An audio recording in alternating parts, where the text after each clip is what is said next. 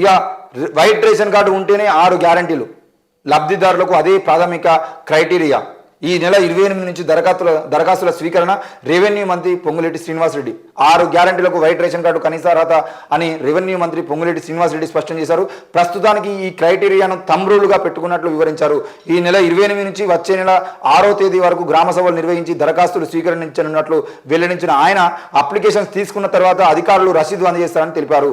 మొత్తానికైతే ఈ విషయంలో మీరు గుర్తుపెట్టుకోవాల్సిన విషయం ఏంటంటే, వైట్ రేషన్ కార్డు సంబంధించిన విషయంలో చాలా మంది భయపడుతున్న విషయం ఏంటి అని అంటే, మరి రేషన్ కార్డులు 9.5 సంవత్సరాల్లో కేసీఆర్ ప్రభుత్వం ఇయ్యలేదు కదా, మరి మాకు రేషన్ కార్డు లేవు కదా, మాకు కాంగ్రెస్ ప్రభుత్వం ఇచ్చేటువంటి 6 గ్యారెంటీలు మాకు వర్తించేయా? ఈ విషయంలో చాలా మంది భయపడుతున్నారు.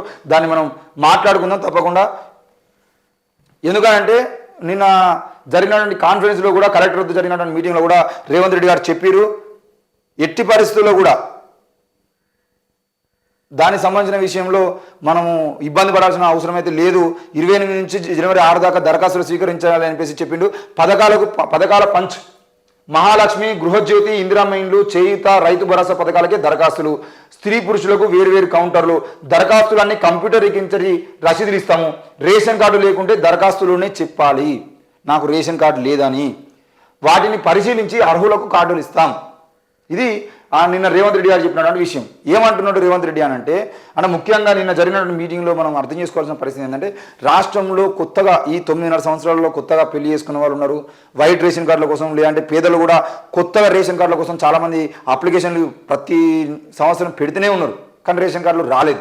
మరి రేషన్ కార్డులు రానటువంటి వాళ్ళు భయపడాల్సినటువంటి, ఆందోళన చెందాల్సినటువంటి అవసరం లేదు. మాకు రేషన్ కార్డు లేదు, మేము కొత్తగా అంటే పెళ్లి చేసుకున్నాము, లేదంటే మేము కొత్త కుటుంబాన్ని మేము డివైడ్ అయినాము, ఇంతకుముందు ఉమ్మడి కుటుంబంగా ఉన్న వాళ్ళము మేము వేరుపడ్డాము, ఇట్లా మీరు రేషన్ కార్డు లేకపోతే రేషన్ కార్డు పెట్టాలి. దానికి సంబంధించినటువంటి రివ్యూ అంటే ఎందుకు వీళ్ళు అర్హులకు సంబంధించిన విషయంలో అర్హులా కాదా అనే విషయంలో వాళ్ళు చెక్ చేసి రేషన్ కార్డు లేకపోయినా కూడా మీకు ఆ పథకం వర్తించేలాగా వాళ్ళు చర్యలు తీసుకునే అవకాశం ఉన్నాయి. కాబట్టి భయపడాల్సిన పరిస్థితి లేదు. తెలంగాణలో ప్రజలందరూ కూడా భయపడుతున్న విషయం ఏంటంటే, మాకు రేషన్ కార్డులే మంజూరు చేయలేదు, రేషన్ కార్డులు మంజూరు చేయకుండా రేషన్ కార్డులు ఉన్నోళ్ళకి మేము పథకాలు ఇస్తామని చెప్పేసి ప్రభుత్వం చెప్పడం ఏంది అని చెప్పేసి చెప్తున్నారు. మరి రేషన్ కార్డులు ఇవ్వకుండా ప్రభుత్వం పథకాలు తీసుకురావడం అనేది అది పనికిరాని ముచ్చట. తప్పకుండా ప్రభుత్వం వెంటనే చేయాల్సింది ఏంటంటే, రాష్ట్ర వ్యాప్తంగా ఉన్నటువంటి ప్రజలందరికీ కొత్త రేషన్ కార్డులను మంజూరు చేయాలి. అది పాతోళ్ళకైనా కొత్తోళ్ళకైనా కొత్తగా రేషన్ కార్డులను మంజూరు చేయాలి. అది ప్రభుత్వం చేయాల్సిన బాధ్యత ఉన్నది. మరి అది చేయకుండా ఇప్పుడు పథకాలని అమలు చేస్తే ఎంతోమంది లబ్ధిదారులు అర్హులు కూడా అది కోల్పోయేటువంటి అవకాశం ఉంటుంది. కాబట్టి ప్రభుత్వం వెంటనే రేషన్ కార్డులను మంజూరు చేయాలి. రేషన్ కార్డులు మంజూరు చేసిన తర్వాత ఒక నెల రోజుల పాటు రేషన్ కార్డులకు సంబంధించిన విషయం పెట్టుకొని ఆ తర్వాత మీరు ఆ పథకాలను ఇచ్చినటువంటి పరిస్థితి అందరికీ అందేటువంటి అవకాశం ఉంటుంది. లేదు అని అంటే మీరు రేషన్ కార్డు లేదు అని చెప్పేసి వాళ్ళకి అర్హులు కాదు అని చెప్పేసి ప్రకటిస్తే మాత్రం ఎంతో మందికి అన్యాయం జరిగే అవకాశం ఉంటుంది. మరి ఈ విషయంలో గుర్తుపెట్టుకోవాల్సిన విషయం ఏంటంటే, రేషన్ కార్డు లేకపోయినా కూడా మీరు అప్లై చేయండి. మీకు ఎందుకు రేషన్ కార్డు లేదు అక్కడ చెప్పండి. తప్పకుండా రానున్న రోజుల్లో ఆ పథకాలు మీకు వస్తాయని చెప్పేసి కాంగ్రెస్ ప్రభుత్వం చెప్తుంది. కాబట్టి భయపడాల్సిన అవసరం లేదు. తెలంగాణ ప్రజలకు ఈ విషయాన్ని గుర్తుపెట్టుకోవాలి. ఇక బీపీఎల్ పరిధిలో ఉంటేనే రేషన్ కార్డు, ఎన్ఐసి సాఫ్ట్వేర్లో పలు మార్పులు, దరఖాస్తులకు ఆధార్ పాన్ కార్డు లింక్, అధికాదాయ వర్గాల కోసం నిబంధనలు, దరఖాస్తు దశలోనే పరిశీలన ప్రాసెస్, సన్నద్ధమవుతున్న సివిల్ సప్లైస్. బీపీఎల్ పరిధిలో ఉన్నవారికే, అంటే బీపీఎల్ అంటే బిలో పావర్టీ లైన్, పేదవాళ్ళు ఎవరైతే మధ్యతరగతి, పేద తరగతి, ధనిక వర్గాలుగా మనం విభజిస్తామో అందులో బిలో పావర్టీ లైన్ అనేది చూసుకొని వారికి మాత్రమే రేషన్ కార్డు మంజూరు చేసేలాగా పౌర సరఫరాల శాఖ కసరత్తు చేస్తున్నట్లు సమాచారం. ఎక్కువ ఆదాయం కలిగిన వారిని వైట్ రేషన్ కార్డు పరిధి నుంచి మినహాయించేలాగా కొన్ని సవరణలు చేసేందుకు సిద్ధమవుతున్నది. ఇందుకోసం దరఖాస్తు చేసే సమయంలోనే స్క్రూటినీ జరిగేలా సాఫ్ట్వేర్లో సైతం మార్పులు చేయడానికి ఏర్పాట్లు మొదలుపెట్టింది.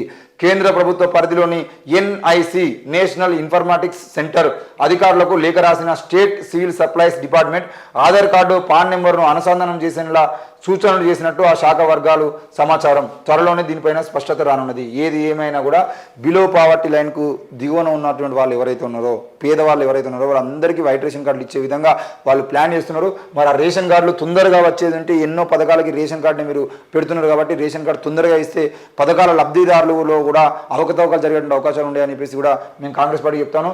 తప్పకుండా ఈ విషయంలో మాత్రం ముఖ్యంగా రెవెన్యూ డిపార్ట్మెంట్లలో మళ్ళీ మన ఇన్కమ్ సర్టిఫికేట్ సంబంధించిన విషయంలో ఇన్కమ్ ఇన్కమ్ సర్టిఫికేట్లకు తక్కువ ఇన్కమ్ వేయించుకోవడం కోసం లంచాలు తీసుకునే పరిస్థితులు రాకుండా కూడా కాంగ్రెస్ ప్రభుత్వం జాగ్రత్తలు వహించాల్సిన అవసరం ఉంది. ఎందుకనంటే ఇప్పుడు రేషన్ కార్డు పెట్టాలంటే బిలో పావర్టీ లైన్ అంటే వాళ్ళు మళ్ళీ ఇన్కమ్ సర్టిఫికేట్ చూపించాలి. ఇన్కమ్ సర్టిఫికేట్ చూపించాలంటే ఎంఆర్ఓ ఆఫీస్కి పోవాలి. ఎంఆర్ఓ ఆఫీస్కి పోయేదంటే మీకు 10 లక్షలు 20 లక్షలు రాస్తా అంటాడు. రాయద్దు అని అంటే దండం పెట్టి కాలు మొక్కి మళ్ళీ కొంతమంది తక్కువ రాయించుకోవడానికి ప్రయత్నం చేస్తూ ఉంటారు. ఇట్లా కాకుండా వాళ్ళ స్థిరాస్తులు చిరాస్తులు అవన్నీ చూసుకొని నిజంగానే వాళ్ళు పావర్టీ లైన్ కింద ఉన్నారా పావర్టీ లైన్ పైన ఉన్నారా అని చూసుకొని అధికారులు సరైన క్రమంలో వాళ్ళకి ఇన్కమ్ సర్టిఫికేట్ ఇచ్చేదంటే వాళ్ళకు జీవితాలు బాగుపడతాయి. కాబట్టి ప్రజల గురించి ఆలోచించి వాళ్ళు నిర్ణయం తీసుకోవాల్సిన అవసరం అయితే ఉంది. ఈ విషయంలో మళ్ళీ లంచాలకు ఎగబడి మాత్రం చేసేటువంటి పరిస్థితికి రావద్దు.